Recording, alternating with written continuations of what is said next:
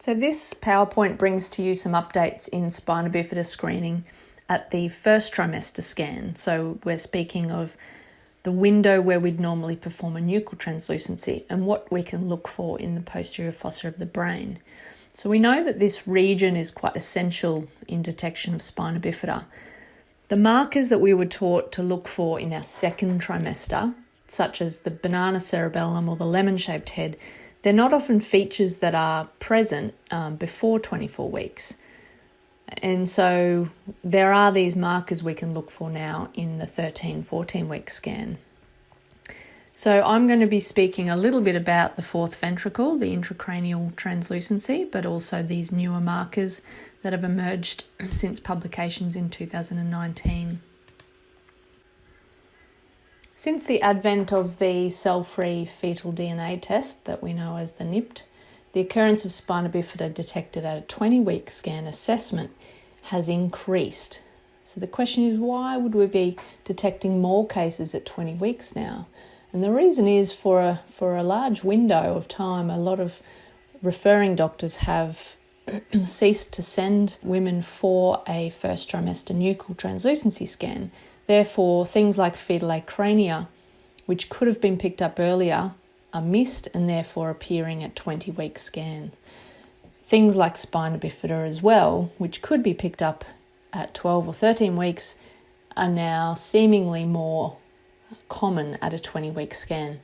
So the ISUOG, which is the International Society of Obstetricians and Gynecologists, advocates that all women should be offered a first trimester ultrasound regardless of their preference for having an NIPT. So the NIPT test is not infallible. We need to advocate for keeping ultrasound going. So here's a case of fetal acrania. You can see there's no ossification of the bones.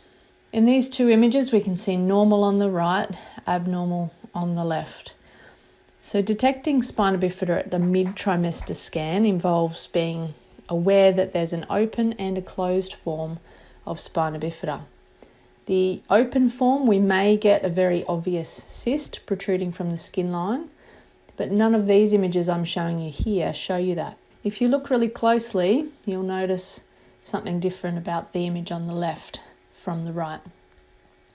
So left of screen, we're seeing a myelocele.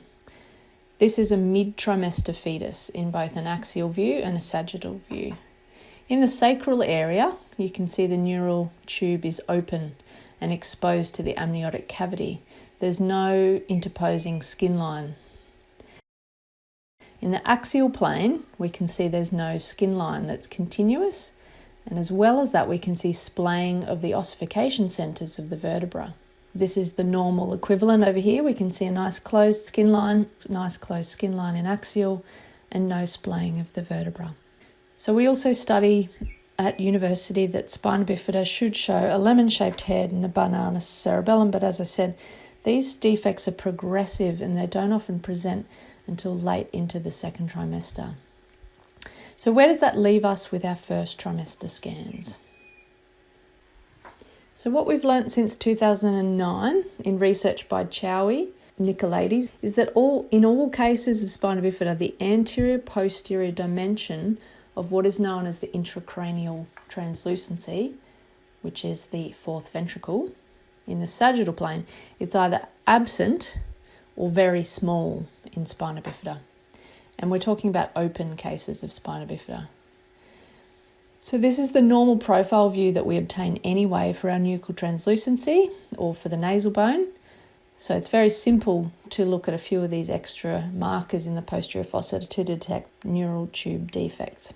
So further research by Fong and Liu observed that this intracranial lucency was absent in 85% of cases with open spina bifida. Another marker for spina bifida has been the brainstem to the occipital bone distance. We can see the thalamus anteriorly and the diencephalon, and these two together make a little M shape here, which I'll speak about later. So this is the midbrain, or the diencephalon. Anterior to the brainstem, we have the sphenoid bone. If the spine is closed and there's no open spina bifida, the CSF can't drain out through any kind of hole. When it is open, the CSF can drain out through the defect in the lower spine, and these two fluid chambers, the intracranial translucency and the cisterna magna, can collapse. And that makes this diameter called the BSOB distance reduce. So there's a ratio we can calculate, brainstem divided by the BSOB, which is from here to here, and normal is greater than 1. So normally if you're eyeballing this posterior fossa, you want to see twice the distance here to here. So the BSOB should be double the thickness of the brainstem. So the search for these markers for neural tube continues. Since 2010, Monash Australia has been measuring the distance from a new structure, well, new to some of you, called the Aqueduct of Sylvius to the occipital bone. They had noticed that there was a posterior shift of the brainstem occurring in fetuses with open neural defects, and that's the purpose of this presentation, just to bring you up to speed with that. So the thalamus and the midbrain, they make an M shape, as I said, the diencephalon. And I'm going to show you that little M shape here, so that's it there. You can see in this case, this is one of Simon Miege's cases, we've got complete obliteration of the fourth ventricle. We can't see it. We can't even see the cisterna magna. So the brainstem is shifted down, and if you were to draw your eye through the top of the hard palate through the sphenoid bone, this little dip in the diencephalon is sunk down level with the maxilla, and I'll talk about that shortly. These are also cases from Simon Miege. We've got the normal in the middle. So in normal cases, we can see brainstem and then BSOB is double. We've got the two black fluid chambers posterior to the brainstem. Here's another case of normal, brainstem, intracranial lucency, cisterna magna. Another normal case, brainstem, fourth ventricle, cisterna magna. So we see that there's 4 white lines. In the abnormal cases, like this one, we can see there's 3 white lines. So we see the brainstem looking thicker and lower. We don't see the 2 black chambers behind it.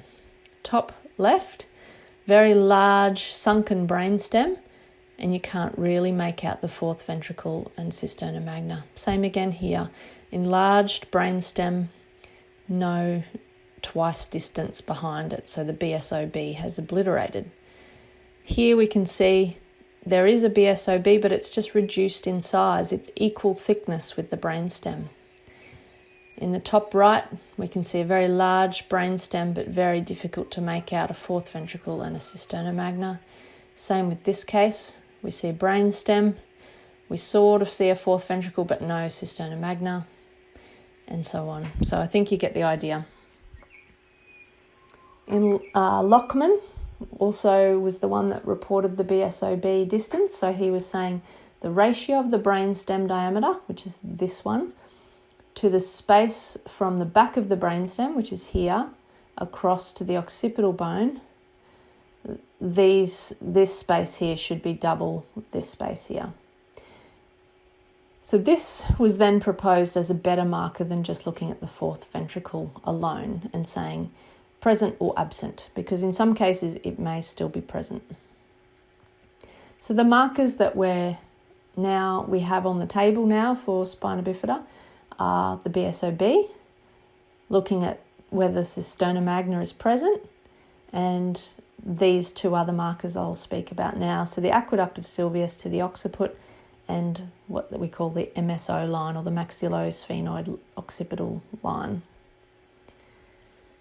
So there are reference ranges that have been created for the cisterna magna, and obviously those widths change with gestational age.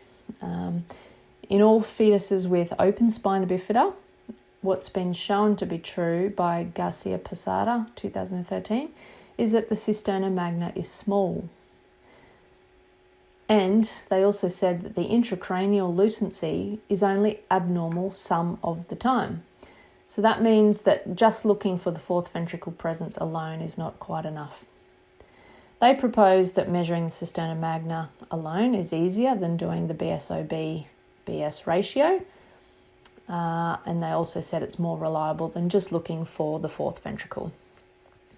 A large measurement, so greater than 95th centile for cisterna magna, may help us detect Blake's pouch cysts and other variants. So that's another good paper. So the cisterna magna size, it's considered abnormal if it's below the 5th centile at 13 weeks. Just good to point out here too, the thalamus here, and then the brainstem. This is the little dip, which looks like the letter M or a seagull. And then sometimes when you're looking really closely behind the fourth ventricle and you're looking at the cisterna magna, you'll see one other little echogenic line. So that's the fourth echogenic line, and that's just a meningeal layer in front of the occipital bone. So if you are measuring occipital bone, make sure you come from here all the way to the most reflective echogenic interface, which is the bone. So this was the reference ranges created for cisterna magna with increasing crown rump length. You can see the cisterna magna should normally enlarge. We rarely see a cisterna magna that's above 3, but they're saying less than 5th centile. These are the cisterna magnas that are starting to collapse. And admittedly, we might find that a little bit difficult to measure, particularly depending on the resolution of your ultrasound and the type of probe and the type of patient. But the Aqueduct of Sylvius marker is very, very reliable and easy to obtain. And we'll get to that shortly. This is just a case of an enlarged fourth ventricle, something that we might see rarely. We don't know exactly what it means. It was just a case that came up in the Volpe 2016 article. The MSO line, so M stands for maxilla, S for sphenoid, O for occipital bone. So as we draw a line through those structures, we can look at this little dip between the thalamus and the midbrain. Midbrain is called the diencephalon. And if the dip is below the MSO line, happy days. If this starts to sink below the MSO line, this can be a sign of open spina bifida, as proposed here. So here we are with an abnormal case. You can see on the left, if we were to draw a line through the maxilla, sphenoid bone, occipital bone, like they have done here on the right, you can see the brainstem is sunk down. It's sort of almost sitting behind the chin. The fourth ventricle is reduced in size and we don't see the cisterna magna at all. So the final marker I'll speak about is the Aqueduct of Sylvius. So to review the anatomy, the Aqueduct of Sylvius is here from the third ventricle down to the fourth ventricle. You might also call it the cerebral aqueduct. So I'm going to abbreviate that to AOS. So in the posterior brain, if we do an axial ultrasound, the forehead's over here, we can see the occipital bone. And then as you come down from this thalamus view, so there's the two paired thalami, I'll show you just here. We can see in the back of the brain the fourth ventricle and cisterna magna. So in this case here, we see the thalami paired. We see a little third ventricle in the middle, and this little black box behind, this represents the Aqueduct of Sylvius. So from here, from the back of the Aqueduct of Sylvius, we can measure to the occipital bone, so right to the bone.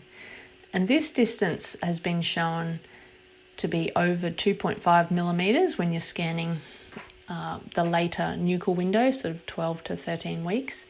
And when the cisterna magna and the fourth ventricle collapse, this Aqueduct of Sylvius is going to shift backwards. And we've found that this, as the literature proposes, is quite an easy marker to identify in most patients. So the best way to find it is to have the occiput pointing up at 10 o'clock or at least 9 o'clock. So not 9 o'clock over here, sorry, at 10 o'clock or 2 o'clock. So Finn, 2011, he quantified the distance from the Aqueduct of Sylvius to the occiput. So it's being demonstrated here. And in this axial view, in all cases of spina bifida that they had, that were open cases of spina bifida, there was a reduced distance from the Aqueduct of Sylvius to the occiput. So in the abnormal cases, this little black box ends up right up against the bone back here. So we can see a normal case here presented on the left, from the back of the Aqueduct of Sylvius to the occipital bone is measuring 4 millimeters. And on the abnormal video here, you can see what's known as the crash sign. So see the little black box is pushed back near the bone, and then in the corresponding fetus, we can see there's a little defect of the sacral skin. You can see a little cystic change. In a minute, we'll see that in an axial view. So if you look carefully, there's a little cystic opening in the skin. So this is the zoomed up view going down past the kidneys, down to the sacral spine, and there you are there, little cystic opening. I'll show you the coronal as well. Yep, so here we are again. So they did some 3Ds on this fetus's spine. You can see the little spina bifida there. So that just nicely shows why it's important to look at the posterior fossa in our nuchal translucencies. So this is what's known as the crash sign, is when we see the Aqueduct of Sylvius push back up against the bone. So we see it here, barely, closer to the bone. So it's displaced backwards because cisterna magna and fourth ventricle have collapsed. So in this case, I'll give you an opportunity to see or test your knowledge. So this is the front of the brain. Have a little look back here and tell me if you think this is normal or abnormal. So there's occipital bone, there's the Aqueduct of Sylvius, choroids and falx. One more time. You can see choroids, falx moving down past the thalamus. There's the aqueduct. Here's the occipital bone. So if you thought normal, you're correct. That is a normal case. So on our next slide, got another example here. So we can see the front, the forehead, the choroids. Coming down, there's the thalami. Where's the Aqueduct of Sylvius? So it's right back here. So this is a crash sign. So this case is abnormal, an open spina bifida case. So these are the reference ranges that were created for the varying or increasing size of the fetus. So we can see the mean, even in a small fetus. So if we were scanning very early on in that nuchal translucency window, it's 2, 2.8, 3.5. So ideally we want to scan nuchals from 60 millimeters onwards, because then the nasal bone's going to be visible and the skull's ossified. So we can see we should be seeing around the 4 to 5 to 6 millimeters in distance.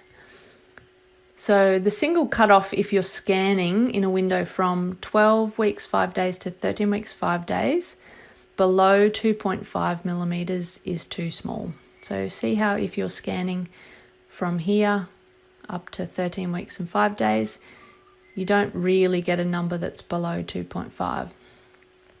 So we try not to scan for this marker in the 11th week. So that's why we're starting to book nuchal translucencies from a minimum of 12 weeks and 5 days. So these are all the different markers we have.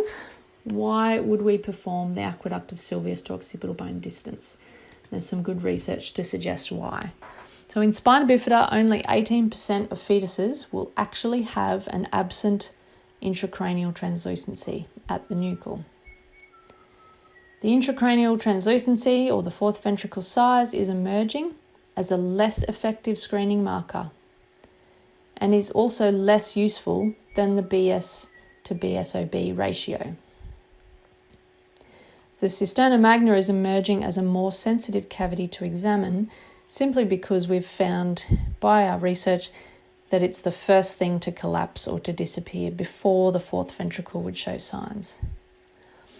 And in follow-up scans down the track, when you're doing second and third trimester, some of these have turned into Dandy-Walker variants.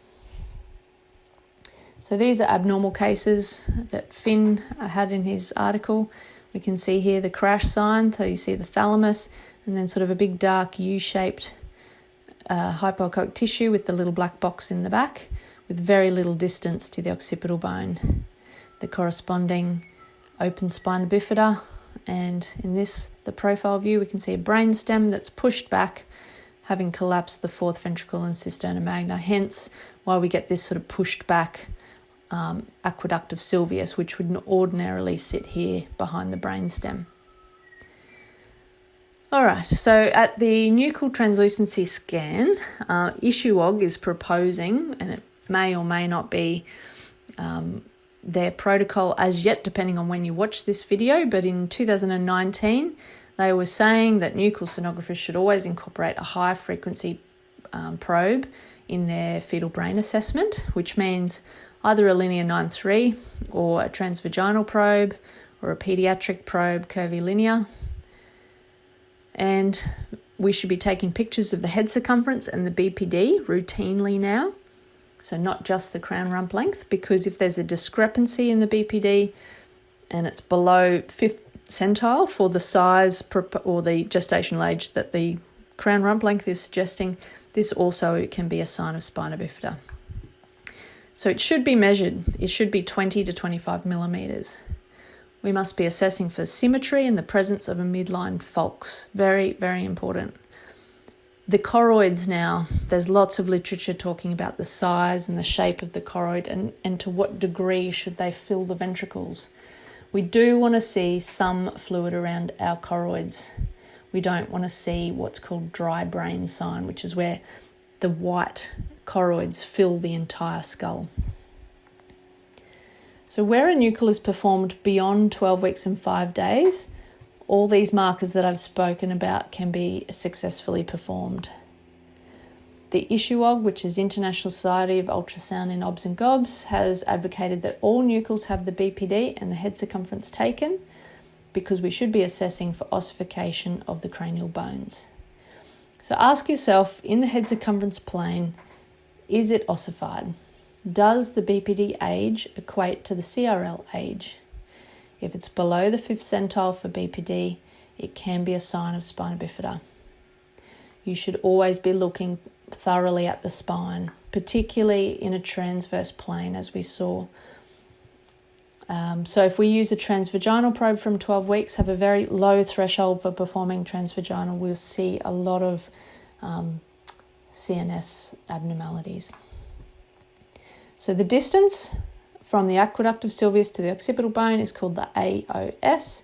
It's visible in 90% of patients at nuchal. You're always going to have some that due to BMI or some other reason, it's too difficult to see. The normal distance, if you're looking for a number in your head while you're scanning, if you've got a fetus above 60 millimeters CRL, your aqueduct of Sylvius to occipital bone should be greater than 2.5 millimeters.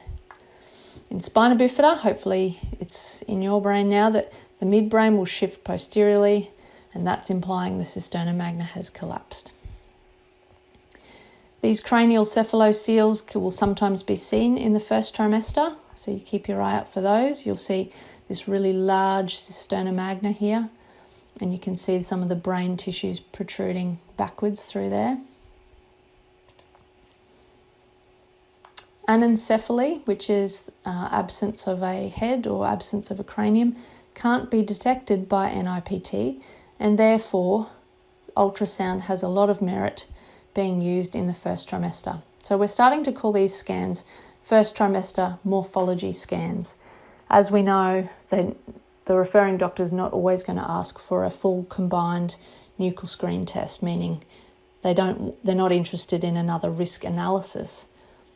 But ultrasound is definitely not being replaced by NIPT. NIPT, even if it's normal, the fetus can have atypical aneuploidy, and spina bifida, which is not linked to a DNA syndrome. Spina bifida is a structural abnormality. So that's the message we need to get out there.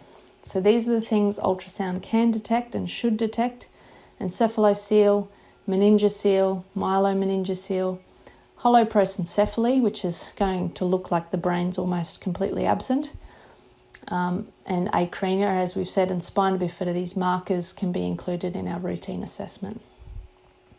So the scary truth about spina bifida is that sagittal spine views and coronal spine views may look completely normal. and majority of sonographers only look in these planes. The transverse spine views are essential.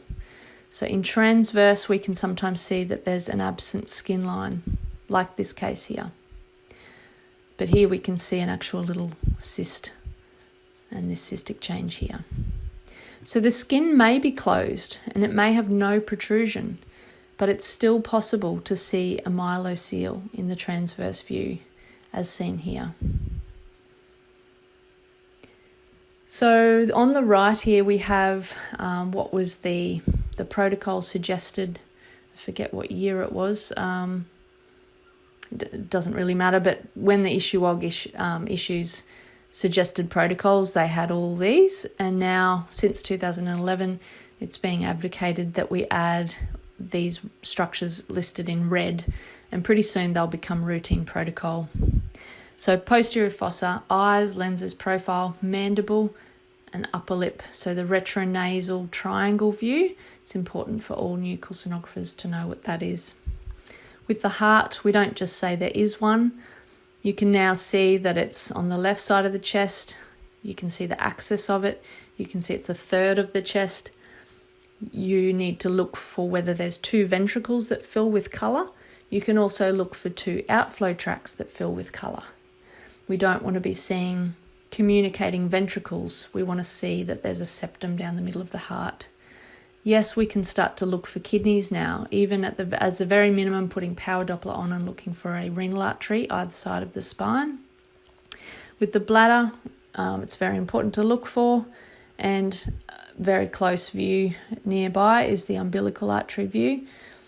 With limbs, we also can look at digits and ankle positions. With placenta, we can look at whether there's a placental cord anomaly like velamentous or marginal. We should also be looking at the distance to the cervix. So all these things are rapidly changing. By the time you watch this, things may have changed again, but this was proposed in 2018. So with the fetal face, 2018, this is one of the new markers is the retronasal triangle. So we're looking for an intact hard palate, so that's in the roof of the mouth. You shouldn't see any black gaps in that, but we will see a normal mandibular gap down here. See, you can tell if there's micrognathia because we've definitely seen the nose, the top lip, bottom lip and chin all in one plane, so that proposes that it's normal. We can be seeing the spacing of the orbits, the lenses within the eyes. We can see the midline folks in the brain.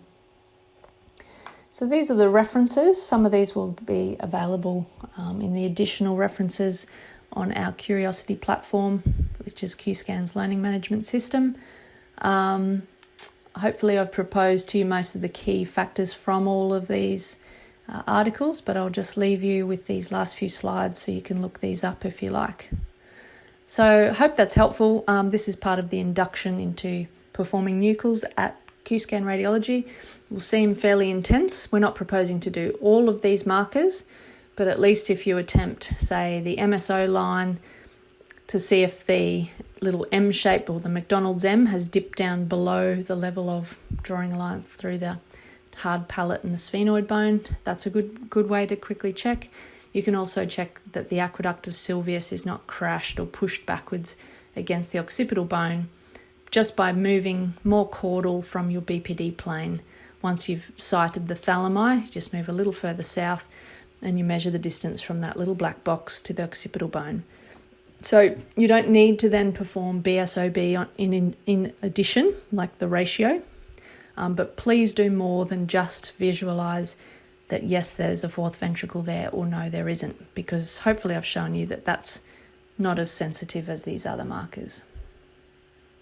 There's the final references, and that's it from me. Thank you. Bye.